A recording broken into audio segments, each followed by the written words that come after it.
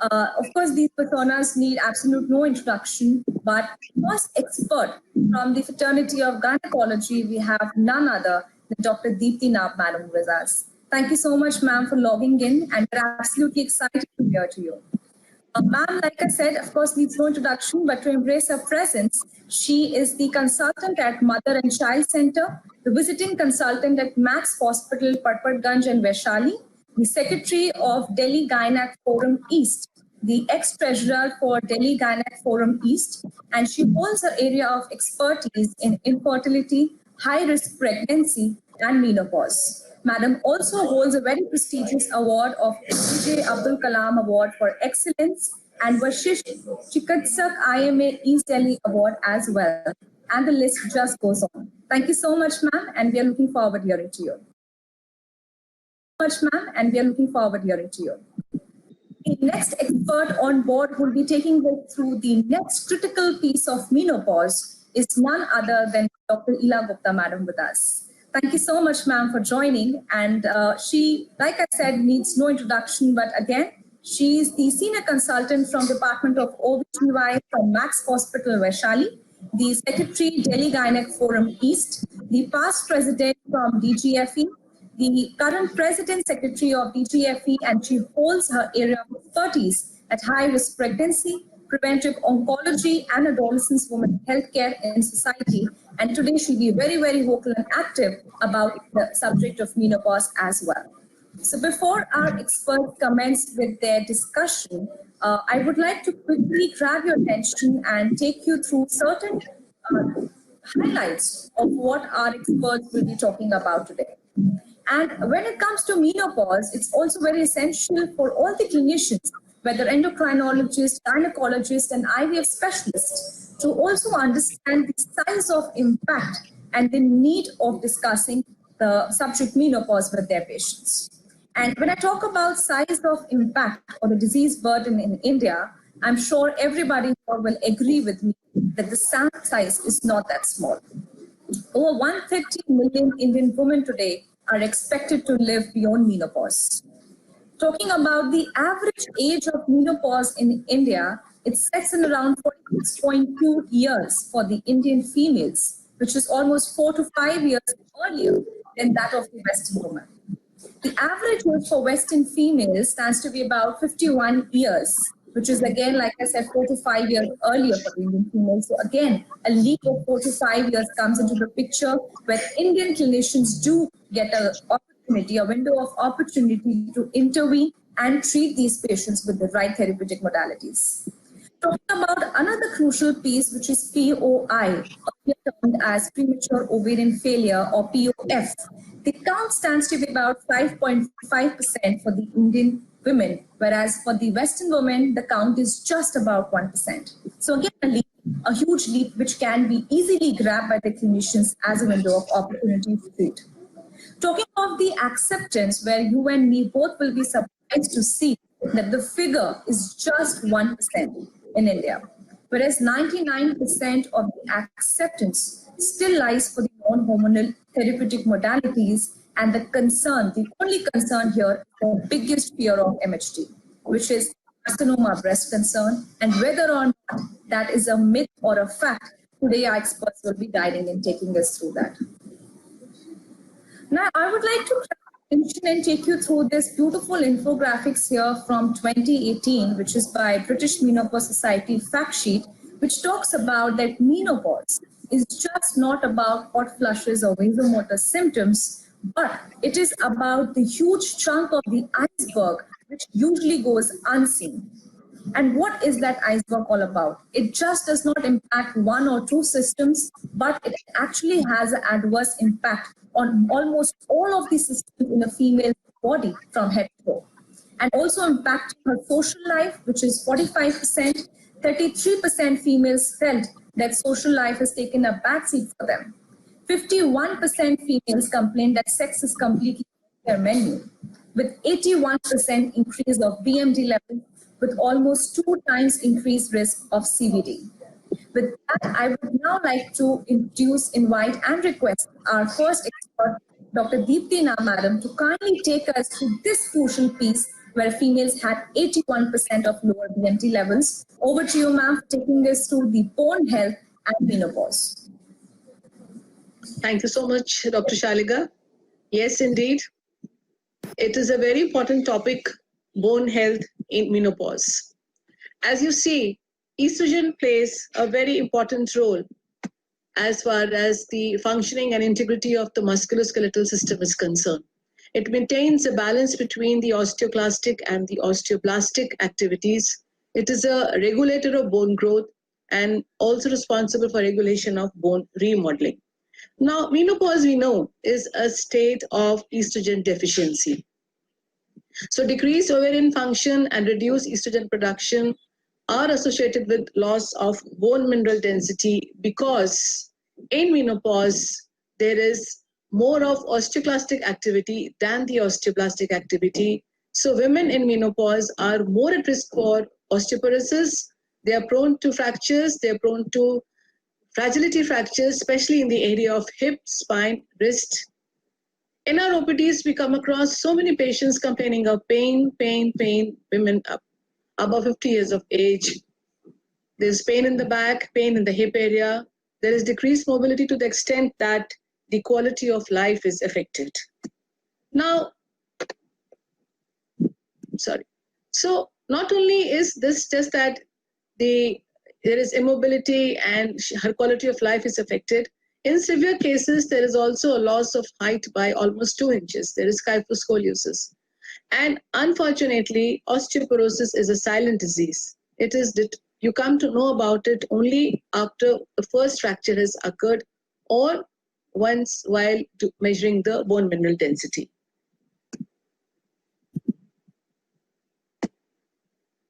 Now, women who suffer from premature ovarian insufficiency, as Dr. Shaliga just pointed out, the women who have to get their ovaries removed because of some pathology, or they undergo chemotherapy and they end up with the early menopause, this is the target organ where there is an early risk for development of osteoporosis.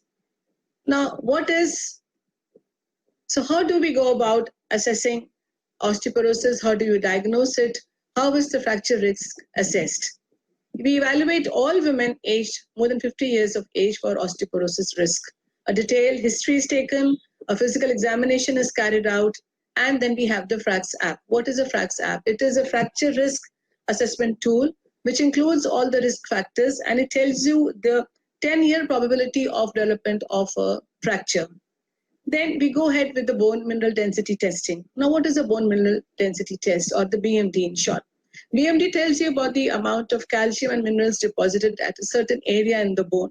And you evaluate the bone mineral density by a DEXA scan, which is a kind of an X-ray. So you have a central DEXA scan, which assesses the vertebral column and the hip area. And then you have the peripheral DEXA scan, which assesses the heel, the wrist, and the fingers.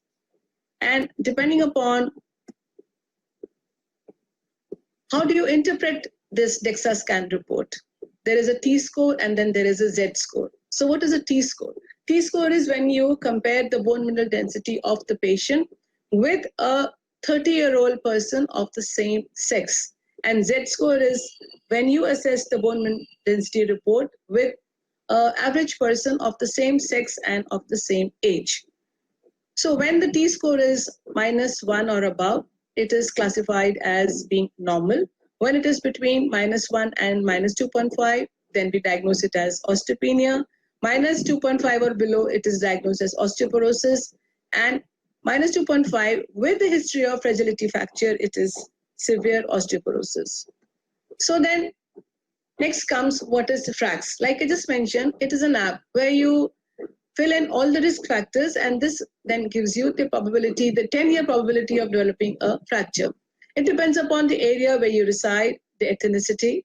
So, and then we have the age, sex, the weight and height. So you calculate the BMI of the patient, family history of a hip fracture, personal history of any fragility fractures, also a fracture which was first diagnosed on an X-ray. If the patient has been on steroids for a long 3 months or longer with the current or past, if a confirmed diagnosis of rheumatoid arthritis, history of smoking, intake of alcohol, and also any eventuality of secondary osteoporosis. That is when osteoporosis, not because of menopause, but because of some disease process, it could be involvement of the liver, kidney, or hyperthyroidism or hyperparathyroidism. And then, if possible, you can put in the BMD levels, though which is not necessary.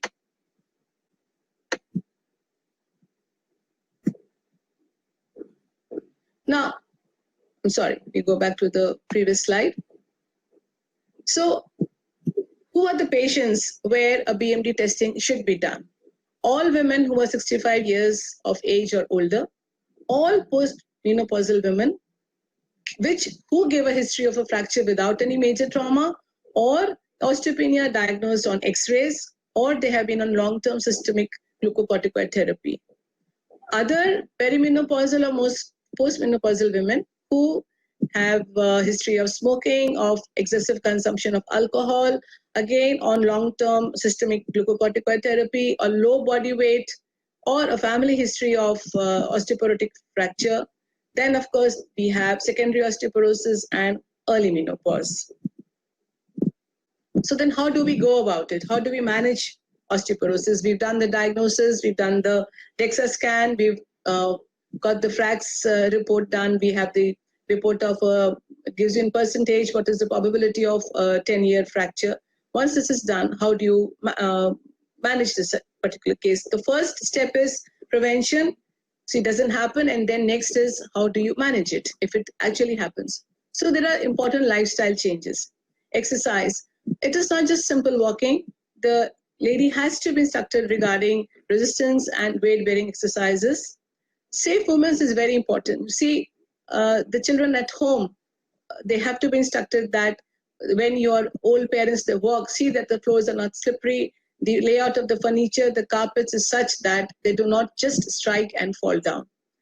A diet which is calculated for intake of calcium and vitamin D, adequate exposure to sunshine, weight management, and of course, avoidance of smoking and increased alcohol consumption.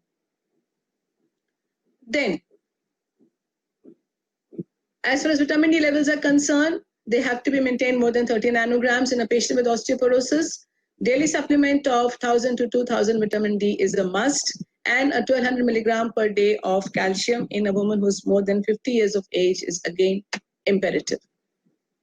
Once we've taken care of our lifestyle changes and we see that the calcium vitamin levels are maintained, then we take a decision as who needs pharmacological therapy.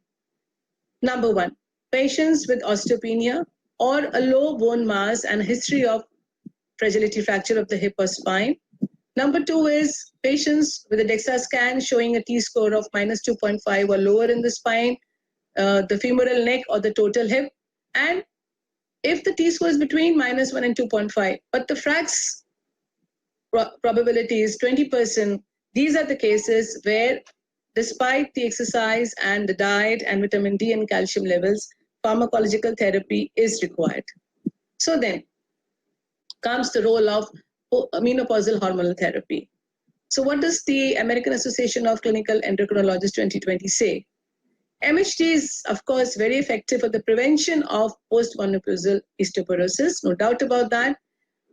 It should only be considered for women at significant risk, those who are at risk of developing osteoporosis, and in those patients where non-estrogen medications are not considered to be appropriate. What does the Endocrine Society 2019 say? Menopausal hormonal therapy to be used for prevention of all types of fracture in postmenopausal women at high risk of fracture, and the following characteristics. If she is less than 60 years of age or less than 10 years since menopause, in those whom bisphosphonates or denosumab are not appropriate, those with bothersome vasomotor symptoms, and those without contraindications. Is there any correlation between vasomotor symptoms and osteoporosis? Yes, surprisingly, I was unaware of it, and thanks to Garima, Dr. Shaliga, and Abbott, that I actually looked up this point, that it has been found that women who suffered from vasomotor symptoms eventually did develop osteoporosis, and the severe the vasomotor symptoms, more was the decrease in the bone mineral density. So these women who suffer from vasomotor symptoms, that is the time when you catch them. That window period of before she is 60 years of age or within 10 years of start of menopause, when you advise them MHT, the osteoporosis related morbidity and mortality can be significantly reduced. So what is the pragmatic approach? Menopausal hormonal therapy can be considered in women who suffer from osteopenia, intolerant to other drugs, or those with refractory osteoporosis or with a history of atypical fractures. This is a graph which is just showing us the effect of MHT on bone mineral density improvement. So we have 595 healthy postmenopausal women who were studied for a period of 2 years. They were randomly distributed with the use of either placebo or MHT. MHT was either 1 milligram estrogen combination or a 2 milligram estrogen combination. And it showed that over a period of 2 years, there was an improvement in the bone mass. So then how do we go about using this menopausal hormonal therapy? It depends upon whether the lady whom you're prescribing has a uterus or a Mirena insertion, or she doesn't have a uterus. So when the uterus has been removed or when there is a Mirena insertion, our work is very easy. She only needs estrogen. They can be given either orally or transdermal. So in oral preparation, we have estradiol or conjugated estrogen. And in transdermal, we have either the gel or the patch. So what are the indications for a transdermal estrogen therapy? In women who have a history of venous thromboembolism or BMI is more than 30, or where the blood pressure is not controlled, or they have gallbladder disease, or sometimes it is also individual preference or GI related disorder. Now, a woman who has a uterus, we have to give her a combination of estrogen progesterone, depending upon which age she is. If she is perimenopausal, we give her a sequential therapy. If she's postmenopausal, we give her continuous combined. And of course, they say that both oral and transdermal preparations are available. I am unaware of them. A very, very crowded slide. But I looked at it very carefully. And yes, it does convey a lot of good meaning. So I hope I can convey you what the slide is meant to be. So now we have the lady in front of us. We've advised her with lifestyle modifications. We've given her the nutritional instructions. And we've assessed her DEXA scan and we've assessed her FRAX. And now we've categorized her into either a low or moderate or a high or a very high risk. Now, suppose she is in the category of low or moderate risk. If she's a low risk, what do? We just reassess her for a fracture risk after a period of 2 to 4 years.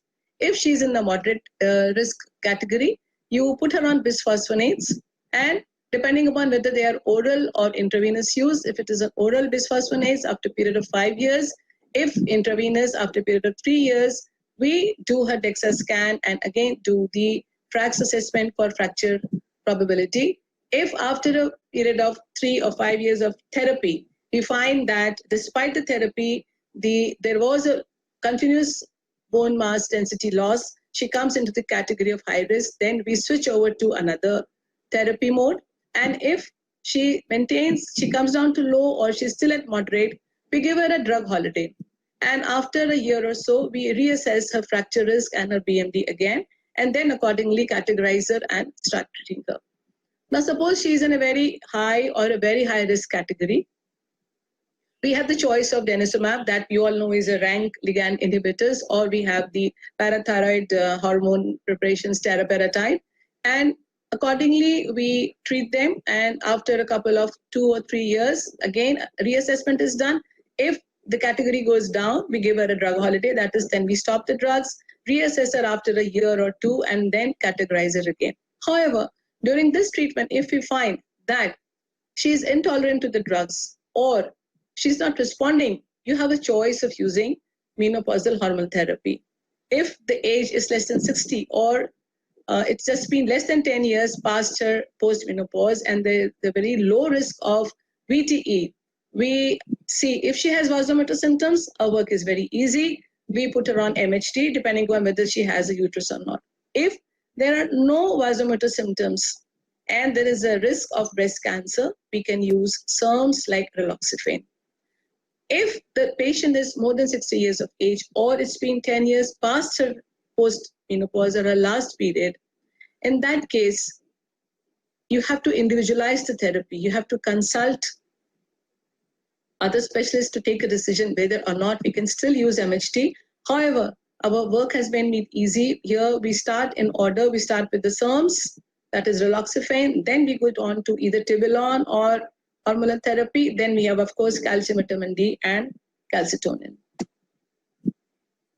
So this is again summarized very nicely. You have the patient in front of you. So what is this algorithm? You carry out the DEXA scan at the lumbar spine, the femoral neck, or the total hip.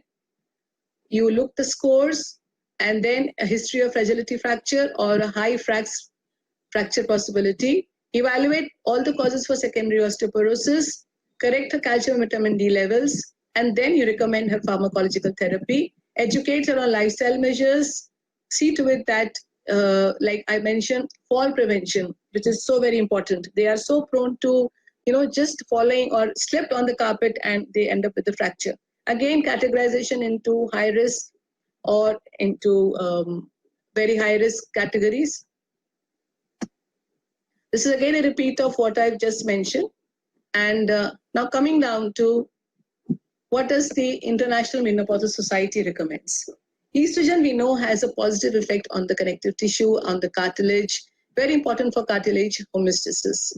Cartilage degradation and the need for joint replacement surgeries were found to be reduced in patients who were using MHT. It was found that osteoporosis is defined as a DEXA-derived T-score of less than 2.5, or osteoporosis is also defined if there is a presence of fragility fracture. An individual's 10-year probability of fracture can be estimated using the risk factor calculators such as the FRAX model. And this is, of course, country-specific. Treatment can be started in patients with a fragility fracture or a T-score less than -2.5 or a T-score of between 1 and 2.5 with additional risk factors. And we need to assess for secondary causes of osteoporosis. Lifestyle strategies have to be a very important part of this treatment plan. And the choice of pharmacological therapy is based on the effectiveness, the risk associated, and of course, the cost. Menopausal hormonal therapy is the most appropriate therapy for fracture prevention in early menopause. Thank you.